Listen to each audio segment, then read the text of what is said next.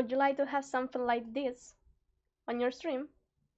Let me help you. Hi, I'm Helly and I'm a Twitch streamer. For setting this up, you're going to need only two things, a GIF and MixItUp. We start by connecting MixItUp to our OBS. So we scroll down and we arrive to Services. We look for OBS Studio, we put the IP and a password if we have it. If you're using OBS 28 or more, the WebSockets are already installed directly in the application, otherwise you'll need to install them manually. Once it's connected, we can move to the next step. This is something that can be done with channel points or a simple command. I'm going to show you how to do it with the channel points redeem. In the channel points page, here you can decide to add a command to an existing reward or create a new one.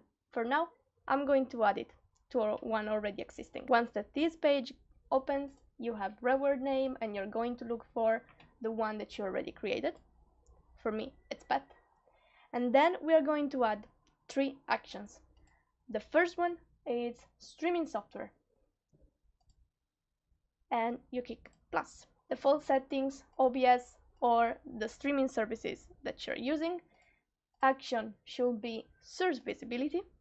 And here, the source of the name that you put in OBS. So for me, it's gonna be pet. And we decide to make it visible. To fast things up, you can just duplicate. It's gonna duplicate. You take the second one and you toggle the visible. Between these two, it's really important for you to add a wait. Plus, and you can decide how many seconds your GIF is gonna show up. For example, 5. And it's important to put them in order. So the wait is gonna be in the middle. Now you can put it down so you can check if everything is working, and you do save. Now you can try it directly from MixItUp or from the Twitch channel point. From MixItUp, it's really easy. Just click on play, and that's command. And here we are.